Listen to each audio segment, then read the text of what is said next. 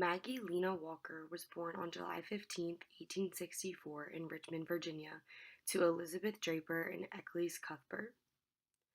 Her mother was a former slave and an assistant cook, and they lived on an estate until her mother remarried and they moved into a small house on a river.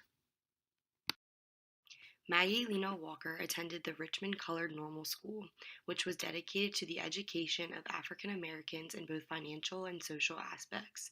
She assisted her mother in a laundry business where she first noticed the inequality between blacks and whites, which she then made it her life's mission to fix.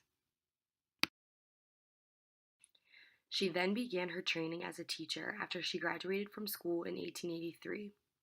She then became more active within the Independent Order of St. Luke, an organization dedicated to the social and financial advancement of African Americans. They provided aid for the sick and aged and encouraged self-help and integrity. In 1899, she became Grand Secretary of the organization and held this position for the rest of her life. In her speech in 1901, she outlined her plans of this position and she followed through with each item as she described. This was one of her first of many contributions that she made on the history of American social welfare. In 1902, Maggie Lena Walker founded the St. Luke Herald, which is a newspaper, to carry news to local chapters and to help its educational work.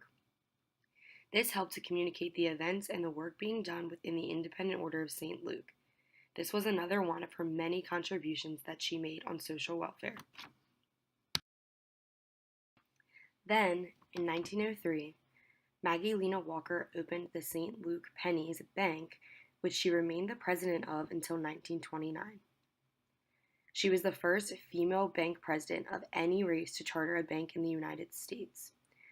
This went on to make her a very well-known figure of our history. In 1905, Maggie Lena Walker opened a department store called the St. Luke Emporium. This store offered opportunities for African American women, which included work opportunities.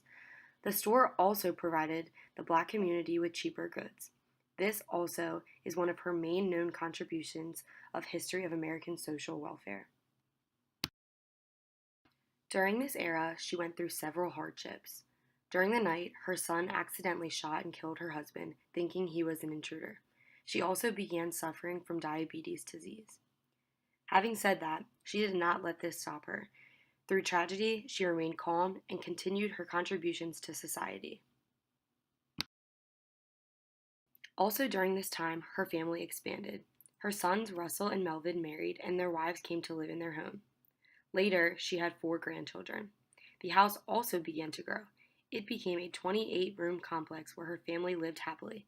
Maggie, her 2 sons, and their wives and children enjoyed living in this home.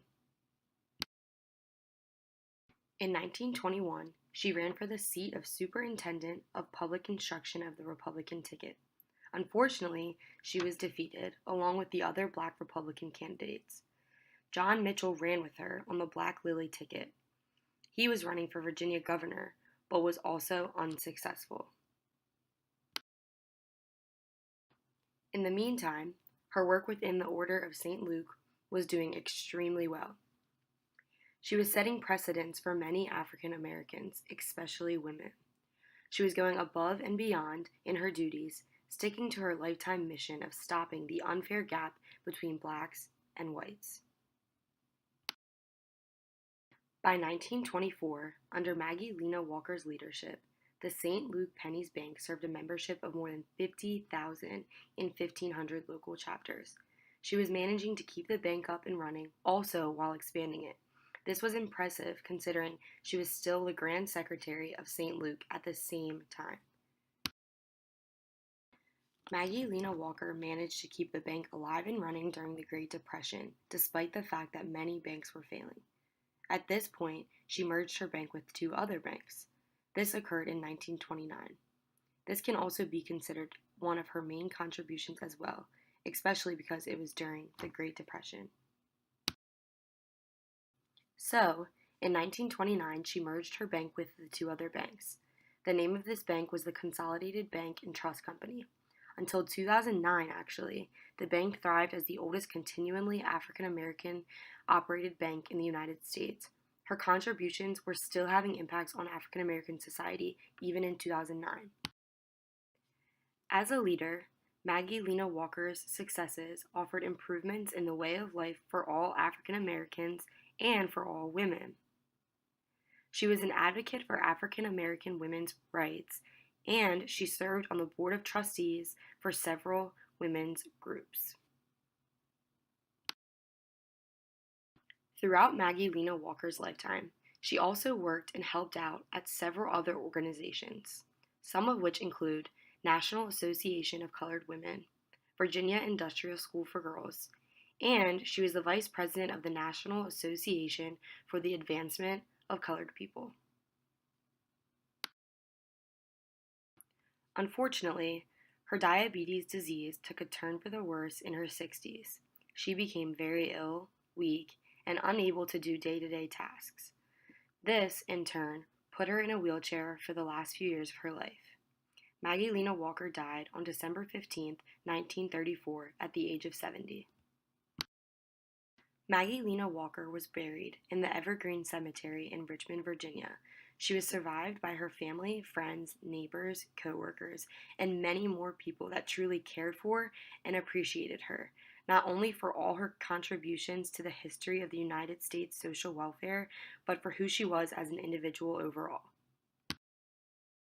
In 1979, Maggie's home on East Lee Street in the Jackson Ward neighborhood of Richmond, known as the Harlem of the South, was purchased by the National Parks Service.